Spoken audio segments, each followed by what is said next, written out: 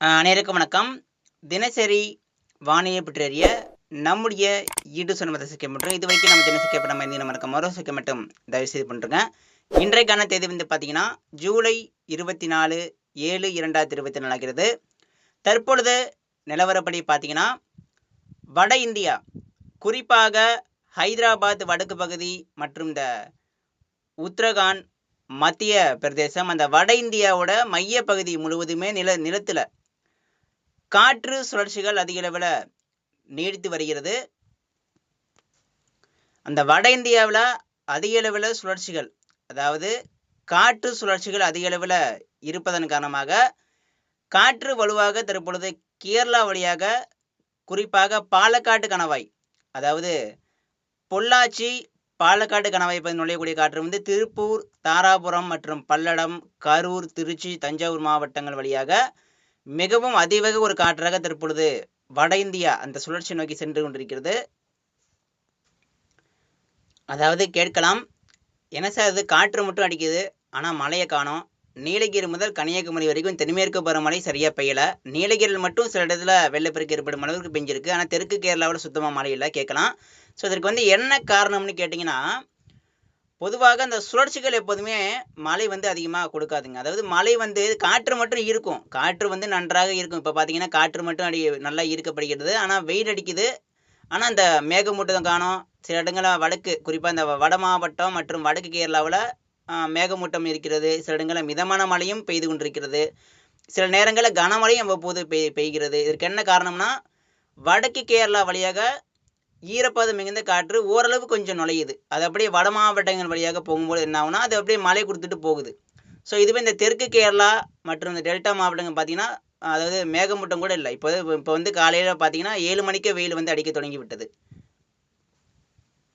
எப்போதுமே இந்த கேரளா முழுவதும், தெற்கு கேரளா, திருநெல்வேலி, கன்னியாகுமரி, நீலகிரி முதல் கன்னியாகுமரி வரைக்கும் கேரளா மாநிலம் முழுவதுமே வெள்ளப்பெருக்கு ஏற்படும் அளவிற்கு மழை பெய்யணும்னு அப்படின்னு கேட்டிங்கன்னா வலுவான சிஸ்டங்கள் உருவாகணும். குறிப்பாக வடக்கு ஒடிசா, வடக்கு அந்தமான் பகுதியில் ஒரு புயலோ அல்லது தாழ்வு மண்டலமோ நல்ல ஒரு கடலுடன் இணைந்த ஒரு தாழ்வு தீவிர நிகழ்வாக உருவாகணும். அப்படி உருவானதான் காற்று நன்றாக கேரளா வழியாக ஈரப்பதம் மிகுந்த காற்று ஈர்க்கப்பட்டு அது அப்படியே மழையில் தடுக்கப்பட்டு வெள்ளப்பெருக்கு ஏற்படும் அளவிற்கு மழை கொடுக்கும். ஆனால் தற்பொழுது அப்படி பார்த்தீங்கன்னா அப்படி இல்லை. தற்பொழுது வந்து சுழற்சிகள் இருக்கிறது. அது வந்து எங்கே இருக்குன்னா, இப்போ வந்து நிலத்தில் தான் இருக்குது. வட இந்தியா அந்த உள்ளே நிலத்தில் தற்பொழுது நீடித்து வருகிறது. ஸோ இதனால் என்ன ஆகுதுன்னா, காற்று மட்டுமே போகிறது, ஆனால் மழை வந்து இல்லை. எனவே பொறுத்திருந்து பார்க்கலாம். நீலகிரி முதல் கன்னியாகுமரி வரைக்கும், கன்னியாகுமரி மாவட்டம் மற்றும் இந்த தெற்கு கேரளா ஒதுக்கி இருக்கக்கூடிய இன்னும் தென்மேற்கு பருவமழை சரியாக பெய்யாத எல்லா இடங்களுக்கும் வரக்கூடிய மாதங்களில் பெய்யலாம். வரக்கூடிய மாதங்களில் இன்னும் டைம் இருக்குது. இது வந்து ஜூலை முடிய போகிறது. ஆகஸ்ட், செப்டம்பர் 2 மாதங்கள் இருக்கிறது. அதில் ஏதாவது ஒரு தீவிர நிகழ்வு வந்து தென்மேற்கு பருவமழையை தாழ்வு மண்டலமோ அல்லது ஒரு சிறிய புயலோ வடக்கு அந்தமான் மற்றும் ஒடிசா அருகே உருவாகி தென்மேற்கு பருவமழை தீவிரப்படுத்தி கேரளா மாநிலம் முழுவதுமே வெள்ளப்பெருக்கு ஏற்படும் அளவிற்கு அதிக அளவில் மழை வந்து பெய்வதற்கு வாய்ப்பு இருக்கிறது. எனவே இன்னும் ஒரு 2 தீவிர நிகழ்வுக்கு வாய்ப்பு இருக்கிறது. எனவே தயவு செய்து பொறுமையாக இருங்க.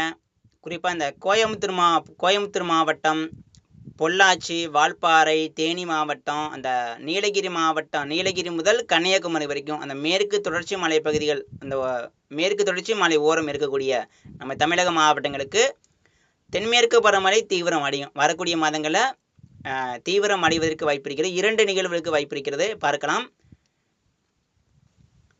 அதாவது வலுவான நிகழ்வுகள் உருவாகணும். ஸோ இதுதான் காரணம். இப்போ பசிபிக் பெருங்கடலை பார்த்தீங்கன்னா அதிதீவிர புயல், கிட்டத்தட்ட ஒரு 200-300 கிலோமீட்டர் வேகத்தில் அதிதீவிர ஒரு புயலாக தற்பொழுது இந்த டைப்பான் மற்றும் இந்த பசிபிக் பெருங்கடலை பகுதி தற்பொழுது அதிக அளவில் புயல்கள் உருவாக தொடங்கிவிட்டது.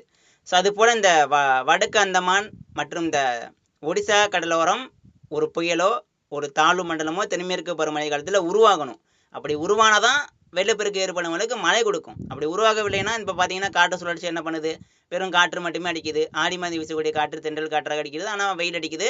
சில இடங்களில் வடக்கு பகுதியில், வடக்கு கேரளாவில் மிதமான மழை, வட மாவட்டங்களில் ஒரு சில இடம் கனமழை.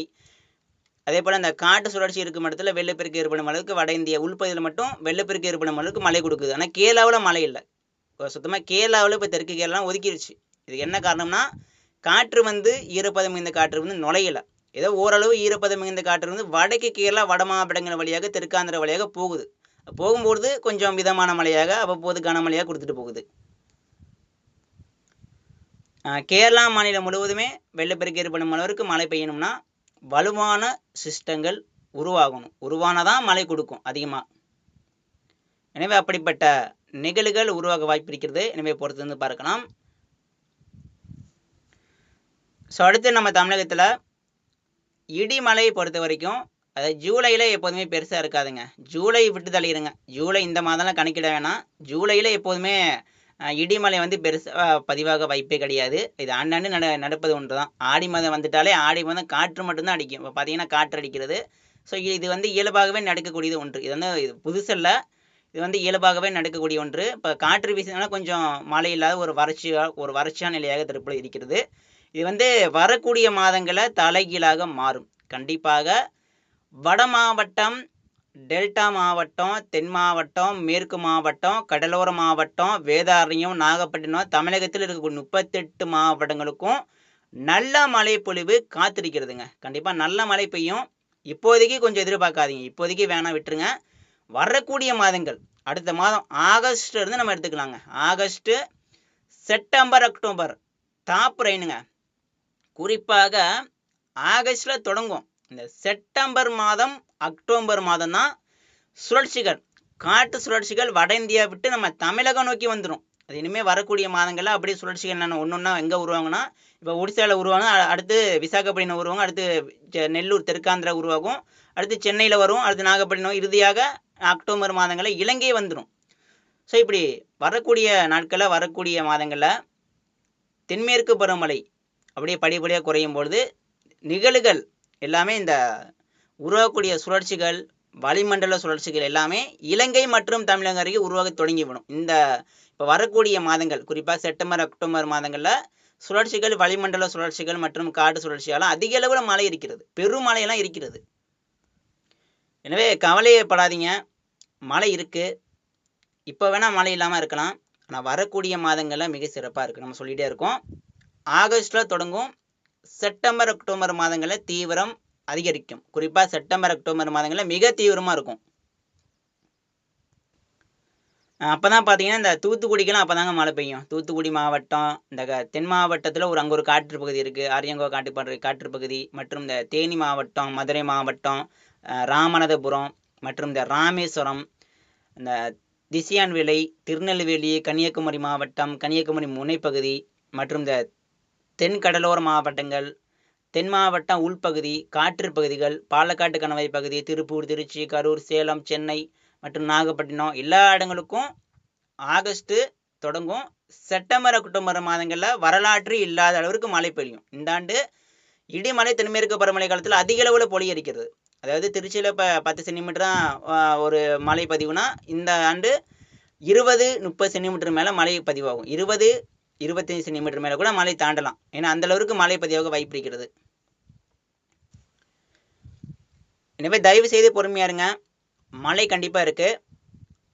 வரக்கூடிய நாட்களில் இன்று முதல் அடுத்தடுத்து வரக்கூடிய நாட்களில் வட மாவட்டம், வட உள் மாவட்டம் மற்றும் இந்த புதுச்சேரி மற்றும் கடலோர மாவட்டங்களில் மதியம் மாலை ஒரு 3 மணிக்கு மேலே மாலை இரவு நேரத்தில் சில இடங்களில் இடியுடன் கூடிய கனமழை பதிவாகலாம். இன்று முதல் ஒரு சில இடங்களில் இடியுடன் கூடிய கனமழை பதிவாகலாம். குறிப்பாக வட மாவட்டம் மற்றும் இந்த கடலோர மாவட்டங்களில், நாகப்பட்டினம் வடக்கு பகுதியில் சில இடங்களில் இடியுடன் கூடிய கனமழை பதிவாக வாய்ப்பு இருக்கிறது. சில இடங்களில் மட்டும் பதிவாகுங்க, பரவலாக கிடையாது.